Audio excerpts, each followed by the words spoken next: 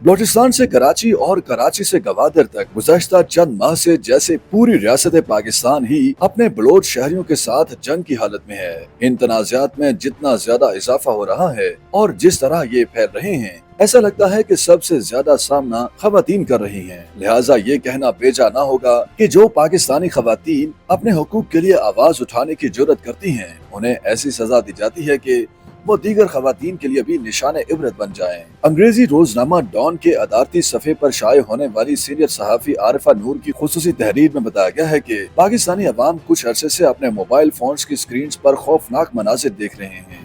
بلوچ قوم پرست رہنما مہرنگ بلوچ نے گوادر میں مظاہرے کی کال دی تو یہ دیکھ کر ہرگز حیرت نہیں ہوئی کہ ان کی کال پر گوادر آنے والوں کو مزاحمت کا سامنا کرنا پڑا۔ گوادر جانے والے قافلوں کے راستوں میں رکاوٹیں ڈالی گئیں، ڈرایا دھمکایا گیا اور پھر بالآخر تشدد کے ذریعے مظاہرین کو گوادر جانے سے روکا گیا۔ یہ ایک اور موقع تھا کہ جب مین اسٹریم میڈیا کچھ اور دکھانے میں مصروف تھا، جبکہ سوشل میڈیا نے بلوچستان کے مناظر دکھانے کی ذمہ داریاں پوری کی۔ ٹی وی چینلز کے کیمروں کی عدم موجودگی میں ہاتھوں میں موبائل تھامے لوگوں کے ذریعے ہم نے وہاں کی رودات سنی، لیکن اس بار سامنے آنے والے واقعات میں خواتین سب سے آگے نظر آ رہی ہیں۔ عارفہ نور کے مطابق گزشتہ کئی دنوں سے ہم دیکھ رہے ہیں کہ متحرک نوجوان تعلیم یافتہ خواتین تحریک کی قیادت کر رہی ہیں۔ چند ماہ قبل اسلام آباد کی جانب مارچ کے بعد سے مہرنگ بلوچ اور سمی دین کو ہر گھر جاننے لگا ہے۔ یاد رہے کہ مہنور بلوچ کے والد کو سن 2009 میں ریاستی ایجنسیوں نے اغوا کر لیا تھا، جس کے بعد 2011 میں ان کی تشدد زدہ لاش ملی۔ تاہم باہمت مہنور بلوچ اپنے والد کا مشن جاری رکھے ہوئے ہے، حالانکہ اسے سخت ریاستی مزاحمت کا سامنا ہے۔ ایسی صورتحال پاکستان کے مختلف حصوں میں پائی جاتی ہے، اور یہ بھی سچ ہے کہ بلوچ عوام کے ساتھ انتہائی ناروا سلوک اپنایا جا رہا ہے۔ یہ بھی جاننا ضروری ہے کہ مہرنگ، سمی اور دیگر آخر کیوں مجبور ہوئیں کہ وہ مظاہرے کرنے سڑکوں پر نکل آئیں۔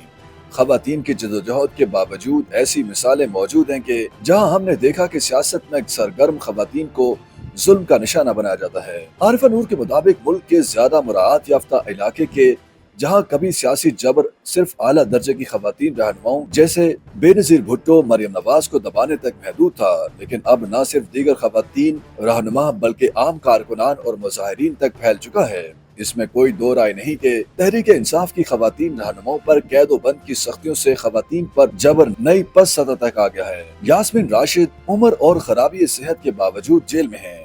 خدیجہ شاہ اور صنم جاوید نے تو محض فوج مخالف مظاہروں میں شرکت کی تھی، لیکن اب وہ سیاسی منظرنامے میں اپنا نام بنا چکی ہیں۔ اس سے پہلے کوئی 9 مئی کے واقعے کا حوالہ دے، یہ بات اہم ہے کہ ان خواتین کی کسی بھی مجرمانہ سرگرمی میں ملوث ہونے کے شواہد سامنے نہیں آئے ہیں۔ اب نوجوان خواتین کو بھی پی ٹی آئی کی سوشل میڈیا ٹیم کا حصہ ہونے کی وجہ سے گرفتار کیا جا رہا ہے۔ گمان ہوتا ہے کہ گویا ریاست کے اقدامات صرف پی ٹی آئی کی سوشل میڈیا ٹیم کے نوجوان لڑکوں تک محدود نہیں رہے، اور محدود بھی کیوں ہوں کہ جب خواتین بھی مردوں کی طرح سوشل میڈیا کا بہترین استعمال کر رہی ہیں۔ اس سے قبل جب پی ٹی آئی کے دور حکومت میں پشتون تحفظ موومنٹ پہلی بار منظرنامے پر ابھری تو ثنا اعجاز اور گل لائی اسماعیل کو بھی نشانہ بنایا گیا تھا۔ بیشتر خواتین تعلیم یافتہ ہیں جن کا اپنے متعلقہ پروفیشن میں ایک کامیاب کیریئر ہے، لیکن اس کے باوجود وہ اپنے حق کے لیے سیاسی اور سماجی منظرنامے میں متحرک ہو رہی ہیں۔ جب ایسی خواتین کو نشانہ بنایا جاتا ہے تو اس سے ایسی خواتین کی حوصلہ شکنی ہوتی ہے جو اپنے والدین کی ہچکچاہٹ کے باوجود اپنے گھروں سے باہر نکل کر اپنے خواب پورا کرنا چاہتی ہیں۔ لگتا ہے کہ ریاست اپنے اقدامات کے اثرات سے بخوبی واقف ہے۔ عارفہ نور کے مطابق ریاست اور معاشرہ کبھی بھی اس بات سے خوش نہیں ہے کہ خواتین اپنے فیصلے اپنے ہاتھ میں لیں یا اظہار رائے کریں۔ اگر خواتین زیادہ سے زیادہ سیاسی طور پر متحرک ہوں گی تو ریاست کو اس حوالے سے کچھ کرنا ہوگا۔ خواتین کو آن لائن ہراساں کیے جانے کے معاملے کو ہی دیکھ لیں۔ اس معاملے کو کسی سیاسی جماعت کے سوشل میڈیا ونگ تک محدود نہیں کیا جا سکتا، کیونکہ یہ معاملہ اس سے بالاتر ہے۔ خواتین کے دیگر مسائل بھی تیزی سے اجاگر ہو رہے ہیں، جو کہ نشاندہی کرتے ہیں کہ معاشرے میں خواتین کے لیے نفرت میں کس قدر اضافہ ہو رہا ہے۔ عارفہ نور کا کہنا ہے کہ اقتدار میں بیٹھے لوگ اپنی مرضی سے چند ہی معاملات پر توجہ دیتے ہیں۔ وہ ایسے معاملات کی پیروی کرتے ہیں جو ان کے مفادات کے تحت ہوں، جبکہ دیگر کو نظر انداز کر دیتے ہیں۔ حالانکہ یہ دعوے بھی کیے گئے تھے کہ پیکا اور پنجاب میں حقیق عزت کا قانون نافذ کرنے کے لیے خواتین کے تحفظ کو ایک اہم وجہ بتایا گیا تھا۔ ان قوانین کے نفاذ کے بعد سے خواتین کو زیادہ تحفظ فراہم نہیں کیا گیا، لیکن پھر وہی بات کہ ان کے تحفظ کو ہماری ریاست نے کبھی بھی اہمیت نہیں دی۔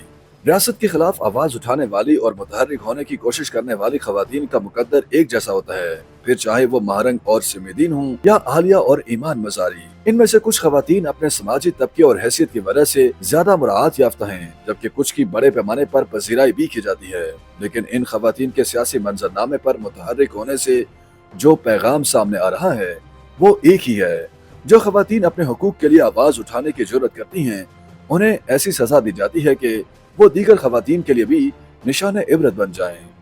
YouTube पर गूगली न्यूज देखने के लिए youtube.com की सर्च बार में गूगली न्यूज टीवी टाइप करें। गूगली न्यूज के पेज पर सुर्ख रंग के सब्सक्रिप्शन वाले बटन पर क्लिक करना ना भूलिए। YouTube पेज पर अपलोड होने वाली वीडियोस से बाखबर रहने के लिए बेल आइकन पर क्लिक कीजिए। आपको हर नई वीडियो के बारे में नोटिफिकेशन मौसूल हो जाएगा।